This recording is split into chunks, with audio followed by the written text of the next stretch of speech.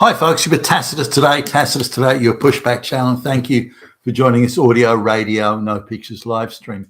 In this essay, I'd like to talk about hate crimes and what should we classify as a hate crime. I don't know if you've noticed as the US federal or the US presidential election rather comes closer. It's now only 5-6 months away or something. Then the globalist media and the talk shows and pretty much every media outlet that's globalist controlled has really amped up the rhetoric on Nazis.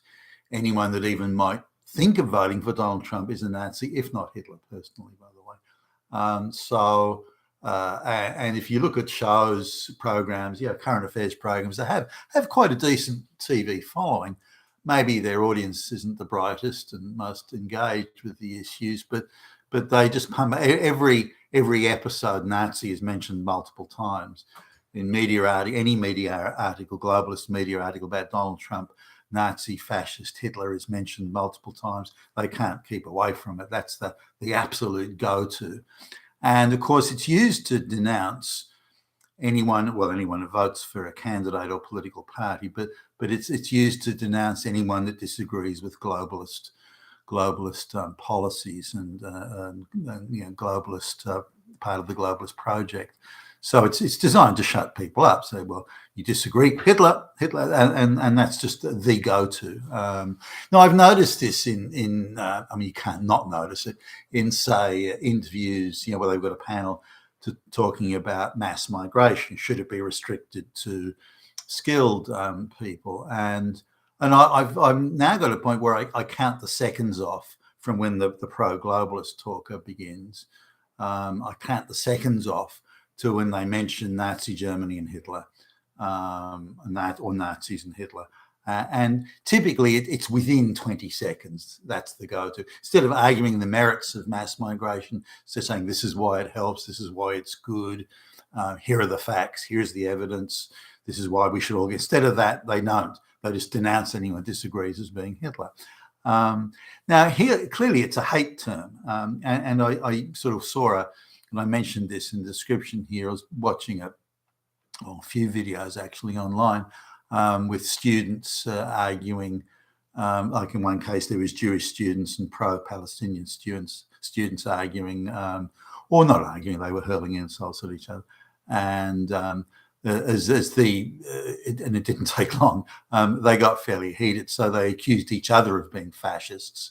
Then they accused each other of being Nazis, and being Nazis. Then they accused each other of actually being Hitler. So there's one case where an interesting one, the students screaming in clapping seal unison. There was a student that refused to move off a public thoroughfare as the police were ordering to do. The police asked quite a few times, by the way, and I thought very politely, but the student who was acting all tough, a female student, refused to move, thinking that she was morally unaccountable to the laws of the land, which is interesting. And look, when you're fighting back against Hitler personally, then you have high moral authority, which makes you immune from the laws of the land, or so these low IQ morons believe. And then the police said, well, look, if you don't move, we'll arrest you. And still, she shrugs the shoulders, and so they grabbed her and put on the cuffs. And then a group of students nearby started screaming at the police officers, "You're a fascist!" And then a couple of seconds later, "You're a Nazi! You're Hitler!"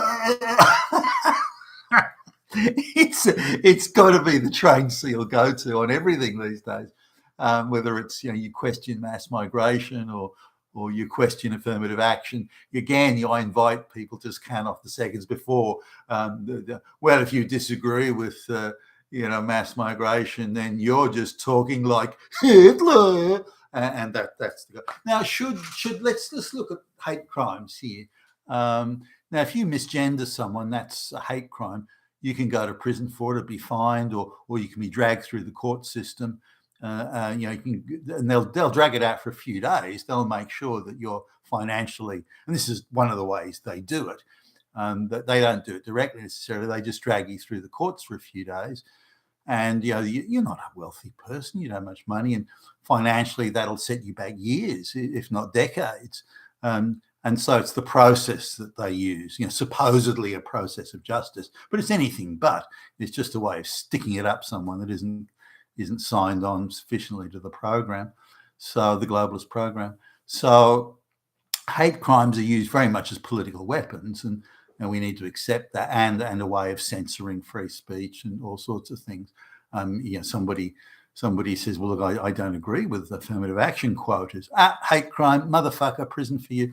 And so we need to just understand that. Now, what if, given that the straight white people are always being accused of being Hitler or Nazis or fascists or something, why isn't that a hate crime? If someone denies even the extent of the Holocaust, let alone whether it was or wasn't a thing, that's a hate crime. Misgendering someone's a hate crime. Using the N-word is a hate crime. I mean, fuck me, the amount of hate crimes is insane. The only people that you can't, as in legally, hate are straight white people, apparently. So let's suppose the Trump administration says, okay, well, let's equalize. So equality. You guys all want equality. You want equality? Equality, equity, equality. Okay, well then, if you call anyone a Nazi or Hitler or fascist, that is a hate crime. Then the FBI will come knocking on your door. You will be dragged through the courts, and if you and you'll be thrown in fucking prison or get a fine or something. Oh, no, that's not right. It's okay if we do it to them, but they're not allowed to do it to us. We're the moral superiors here. They're the ones who... No. Anyone who has this idea you can arbitrarily arrest someone on bullshit charges and drag them through the courts and fine them or imprison them, they are the Nazis. Let's be absolutely clear about that. But if you want Nazi-type law, and by the way, the Nazi laws that... targeted less than 1% of the total German population, unlike, say, the Soviet arbitrary criminalization, which targeted large swathes of the population, which included Jews, by the way, Stalin and his goons. So if you really want an example of arbitrary law, arbitrary arrest, and that sort of thing, look at Stalin. Hitler was actually very low level. Or look at Pol Pot. So this idea of it's Nazi and Hitler and fascist, that they only targeted, Jews, gypsies, homosexuals, and communists. That the rest of the population were fine. But if you want to look at arbitrary attacking of people just for thought crimes, or suspected thought crimes, then look at Pol Pot, look at Stalin, look at Mao.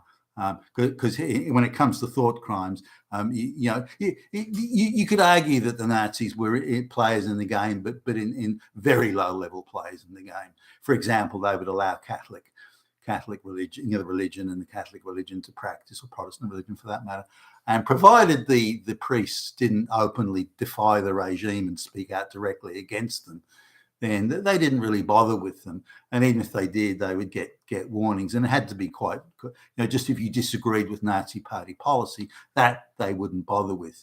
But if you attacked them as evil and this and that, then they would come back at you. But you even see that sort of thing with, say, the Singapore government, not so much now, but certainly in the past, where the Singapore government would say, and a very successful country it is too, by the way, and I was going to Singapore when it was just turning from being a bit of a sort of backwater swamp into being what today it is, and even at the time I was going there on a regular basis, it was certainly turning into a very efficient, very desirable place, I thought, at least to go, and certainly a desirable place to do business. So the Singapore government would say, well, look, you can criticize us, that's fine. In, say, the newspaper, you can criticize us, but you have to give us equal column inches to respond on the same page. I think I'm going from memory here, but I think that was the deal. So if they had a broadsheet newspaper and had, 500-word thing that was critical of government policy, then you had to allow the government to respond on that same page with similarly a 500-word response. I thought that was fair enough. I didn't really have a problem with that. there was screams and cries of lack of free speech, but I don't think it was. Free speech is something you extend to everybody equally. It's not something selective. We have free speech, but you don't. That's not how it works. And it's certainly what we're seeing in the Western world today, where the globalists think they have the right to speak, but no one else does. And I don't agree with that at all. So coming back to hate crimes, in my view at least, the globalists get away when they're flunkies and stooges. The media get away with calling straight white people or people they don't like Nazis and fascists and Hitler and this sort of thing. That should be a hate crime. And if you want to demonstrate that someone's position is unreasonable or ill-informed or bad or evil for that matter, then make your case and put forward the evidence. But it's not a case just running around screaming Hitler at everybody who you don't like. And there should be consequences for that. And I think if that comes in, as in that's a hate crime, it will, I believe, be a major step, a big step into resetting the public debate, because it'll deprive people of that ability to shut folks down by saying, well, you're a Nazi or you're Hitler and that sort of thing, which of course is absurd on the face of it, but it has a certain traction that it gets, which is why they do it, or racist even. You want to call me a racist? And I watched an interview with a few interviews now, actually, where people are wising up here, where I think Douglas Murray may have been one of them, and one of these people that does interviews on the street thing, man on the street interview, that type of stuff. And so someone says, well, you're a racist Nazi. Oh, yeah? Well, you're a pedophile. No, I'm not a pedophile. Oh, you've got no evidence. Where's your evidence I'm a pedophile? Where's your evidence I'm a Nazi? Hey, I don't need evidence. You need evidence to want to accuse me of something, but I don't. And so no. So let's equalize this and say, you want to call me a Nazi? Fine. Then you can prove it in fucking court. And by the way, the state, the resources of the state, as they are with if you misgender somebody, the resources of the state will come after you. It doesn't have to be a private legal action. The FBI will come knocking, your SWAT teams will come knocking on your door, see how you like them apples. And I think we need to do this. And my view is that possibly a Trump administration, or even people like Javier Milei and so on, could institute these sort of laws and policies which would recalibrate the public debate into discussing the issues rather than to hurling insults. You've been with Tacitus today, your Pushback channel, and thank you for listening.